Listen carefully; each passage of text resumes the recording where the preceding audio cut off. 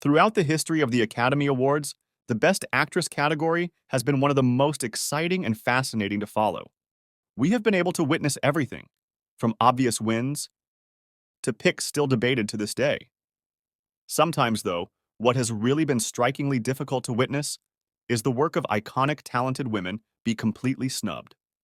We're talking about no wins and sometimes not even a nomination. The fact that the actresses on this list have never won an Oscar is not something that will in any way diminish their legacy. An Oscar isn't an indicator of how much a performer is worth, and at the end of the day, what these women left on the screen speaks for itself. Also, we will see how sometimes going home with the gold didn't really matter that much for some of these actresses either.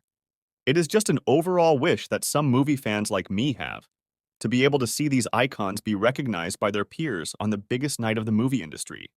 So, without further ado, here's the top 10 classic Hollywood actresses who've never won the Oscar for Best Actress. Number 10. Gloria Swanson. I'm not lying when I tell that this picture of Gloria Swanson, after losing for Best Actress in 1951, haunts my dreams. This photo speaks volumes on where Gloria's career was at this particular moment.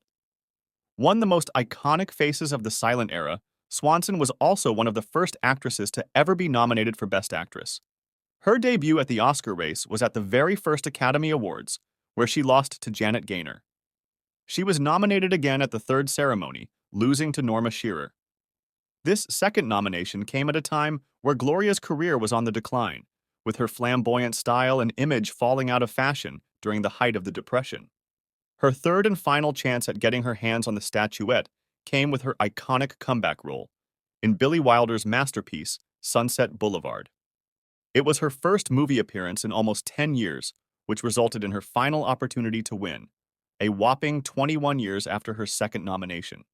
This picture of Gloria Swanson let us know what a win could represent for her. She was hoping for more work after an extensive hiatus from the movies and more prestigious roles after a triumphant and critically acclaimed comeback. But, as she already could predict, opportunities would be scarce in the years to follow. She appeared, in fact, in only 3 movies after Sunset Boulevard. An actress so crucial to the development of the star system and one of the very first Hollywood megastars wasn't shown much kindness nor gratitude by the industry she helped to build. Number 9. Ava Gardner. How annoying it must have been for one of the wittiest, most intelligent, and beautiful women in Hollywood's history to be constantly referred to as, quote, the most beautiful animal in the world. I mean, it's literally stated in the trailer for The Barefoot Contessa. Ava Gardner falls into the category of stars who have been unfairly branded by the studios more as commodities and less as actresses. Her only chance of winning an Oscar was in 1954, when she was nominated for Mogambo, released in 1953. That year, there was nobody who could ever beat Audrey Hepburn in one of the most explosive and acclaimed debuts in movie history. But it is sad to see how Ava has been snubbed for performances. They have been nothing short of fascinating. In The Barefoot Contessa, she explored adoration, desire, control, and failure with skilled intensity. And she also proved herself as a complex performer years later in the 1964 adaptation of Tennessee Williams' The Night of the Iguana, with a role much more acidic and neurotic than any of the ones she played before. Her filmography, however, is rather sparse to claim for constant notice and easy recognition by the Academy. She even admitted to accept some roles out of convenience. She felt at her best when she was, quote, doing absolutely nothing, and so it was rather simple for her to maintain an attitude of pure mutual need towards movie work. When she needed the money, she accepted a movie, and that was it. She has never felt like she couldn't escape the star system or even Hollywood as a whole. She famously left and went on to live in Spain and finally in London. Number 8. Marlene Dietrich. She's the most famous actress ever to come out of Germany, and to this day, still of the most beloved movie icons of all time. Marlene Dietrich only had one chance at the Oscars, when she was nominated for her American film debut in Morocco. Even though it feels so reductive considering her filmography, don't worry. Marlene has never paid too much attention to the Oscars anyways. When she found out about her nomination, which came after just a couple of years of the creation of the award itself, She disregarded it as a pathetic and self-centered attempt for Hollywood to reward itself. Maria Riva, Dietrich's daughter, wrote an amazing and detailed biography about her mother. When it comes to the particular moment when Marlene received the news of her Oscar nomination, Riva quoted her mother saying, "Like children? They have to reward each other? Don't they know when they're good? Do they have to be given a prize to know it?" And then Dietrich also added, "It's terrible. The vanity of actors." In a 1963 French interview with André Perrineau, Marlene discusses why she's never won an Oscar. She said, quote, "I didn't want to suffer. In order to win an Oscar, one must feel pain, cry, and scream. I have always played refined, elegant, and confident women, and the Academy doesn't reward such roles." I want to point out two instances in particular where it would have been fair to see Marlene be nominated. For her leading role in the 1957 film Witness for the Prosecution, which Marlene also cited as one of her favorite films, and her performance in the 1961 epic Judgment at Nuremberg. At this point, wouldn't it have been nice for Marlene to receive at least an honorary Oscar? Don't you even think that? Marlene hated that award even more. She called it the Deathbed Award, saying, quote, "That's how you know you're dying." She refers, of course, to the tendency of the Academy to compensate actors who have gone unrewarded for too long, before it's too late. Her proudest achievement, though, had nothing to do with movies. The decorations she received for her service during World War II were what she cherished the most. And when it comes to awards for performing, well, she didn't really care. But she definitely had a good sense of humor about it. I'm very glad to get this award, because I never got an award before. Number 7. Rita Hayworth. I've always believed that Rita Hayworth should have been nominated for Best Actress for her iconic performance in Gilda. Rita hated being considered a femme fatale. A lot of that has to do with the vision of this character through the reductive and objectifying male gaze of its time, and Hayworth has never been recognized for the different layers of complexity she gave to this already established female figure. Actresses like Rita Hayworth and Barbara Stanwyck were able to make you feel both pity and disdain, interest and repulsion for the femme fatale characters they played through the amplifying lenses of the noir genre. The Academy, and more in general, the critics failed to put noir at the same level of regular dramas. Another amazing dark performance Rita Hayworth gave was in The Lady from Shanghai, directed by Orson Welles. A multi-talented actress who could upstage anybody in comedies, musicals, noirs, dramas, the Academy definitely has an unfortunate missing spot in its legacy when they never nominated Rita Hayworth for an Oscar. Number 6. Carole Lombard. She was always the light of the party, the down-to-earth icon with whom everybody wanted to be friends. Of life. Together with Jean Harlow, Carole Lombard shares the reputation as the queen of screwball comedy and the sad destiny of a life cut tragically too short. Lombard was nominated for Best Actress in 1936, with one of her most memorable roles in My Man Godfrey. She lost to Louise Rayner, who was nominated for her performance in The Great Ziegfeld, which, in retrospect, would have been better suited for the supporting actress category. A win for a screwball comedy could have meant a lot, not only to ensure a more widely shared knowledge of Lombard's legacy, considering how her career tragically ended way too soon, but it would have maybe granted a more rapid recognition of the comedy genre as a serious awards contender. Don't do that! Number 5. Judy Garland. Let's get to one of the most discussed Oscar snubs of all time. Judy Garland losing for her powerful performance in 1954's A Star is Born. When this particular year is discussed, it is impossible not to talk about the eventual Best Actress winner, Grace Kelly for The Country Girl. The main reason for this is that we can see a lot how much studio policies still played into picking a winner. Kelly won her Oscar 3 years after her film debut and a string of great successes after it. It's easy to see how producers were counting on her to be the next great big star. Judy, on the other hand, had been a star since the late 1930s, and A Star is Born represented a sort of comeback. It was, in fact, the first film she made after leaving MGM. The production of the movie, though, was notoriously difficult.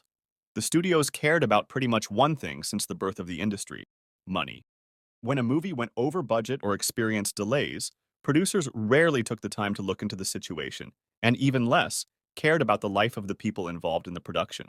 Just take a look at what happened to Marilyn Monroe during the production of her last unfinished project, Something's Gotta Give. Judy was going through a rough phase in her life, not to mention she was the victim of a toxic environment since the beginning of her career. And when a star's behavior or life circumstances cost the studio more money than they're willing to spend, they're certainly not going to give out rewards. Although Judy was the public's pick for Best Actress, it was Grace who ultimately represented Hollywood's choice. Despite this, it's so wonderful to see how Garland's legacy is alive and well, protected by all the people who still cherish her many talents. Her voice, her acting, her dance skills, her comedic moments, we really didn't deserve her. Number 4. Greta Garbo. For an actress who has been deemed sort of infallible for almost the entirety of her career, how is it possible that Greta Garbo has never won an Oscar? I tried to explore a few hypotheses. Since the birth of the Academy Awards, the general attitude was to reward people who played the game. Especially in an era where the awards were basically directed by the studios, it is not surprising for them to snub people who constantly challenged their power. Garbo was only playing for Garbo's team. When she felt she was being underpaid or overworked, she usually went on strike, escaped without any notice to anybody, or threatened to go home to Sweden. Considering how popular and marketable she was, the studios were obliged to bend themselves to Garbo's will, which is something that, of course, they didn't appreciate, and they were certainly not going to reward people who stood up for themselves against the studio's wishes. There was also this idea that Garbo was almost above the Academy. This feeling was increased by the fact that she never showed up at the ceremony, not even when nominated. Today, it is widely considered that Garbo should have won the Oscar in 1936 for her performance in Camille. Greta herself, who was usually rather critical of her own work, cited this as her favorite film among the ones she made. But, as we've already established, she was just too preoccupied with living her life by her own rules to participate in the whole Oscar horse race.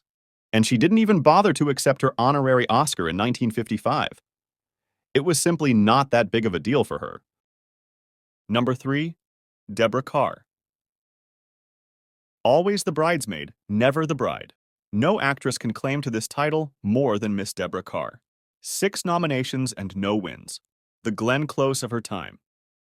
It's so ironic to think that who introduced Deborah to receive the honorary Oscar in 1994 was none other than Glenn Close herself. The actress who, to this day, surpassed Kerr and holds the record for the highest number of nominations without a win. Kerr was known for her versatility as an actress, unafraid to play sensual and complex characters that seemed to contradict her cool, proper image. That's how she went from playing a tormented nun in the cult classic Black Narcissus to a seductive American wife in From Here to Eternity, just to mention a few examples. It's not surprising that in 1994, she received one of the longest standing ovations of all honorary Oscar recipients when she was recognized for her decades of work. Director William Wyler is quoted to have said about Kerr, "I still think of Audrey Hepburn as the princess, but Deborah Kerr as the queen." Number 2. Marilyn Monroe. Hollywood's treatment of Marilyn Monroe is one that infuriates her hardcore fans to this day. Marilyn is a mirror through which we can explore a general attitude the whole industry had towards women, especially when the studios had plans for their actresses that were different to those the actresses had for themselves.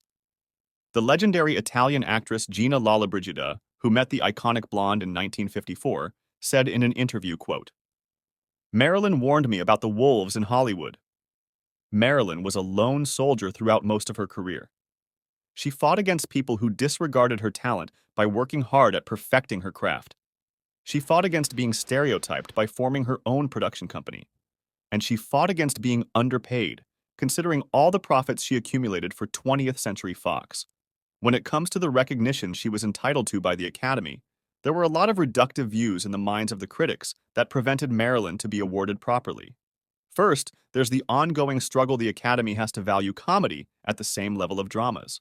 Second, There's the annoying knowledge that critics and audiences were almost incapable of separating the actress from the roles she played. It is generally believed that in at least 3 instances, Marilyn was robbed of a nomination for Best Actress. In 1956, for Bus Stop, they nominated her much more tepid male co-star instead. In 1959 for Some Like It Hot, which should have granted her not only a nom, but for many an actual win. And finally, in 1961 for her triumphant dramatic turn in The Misfits.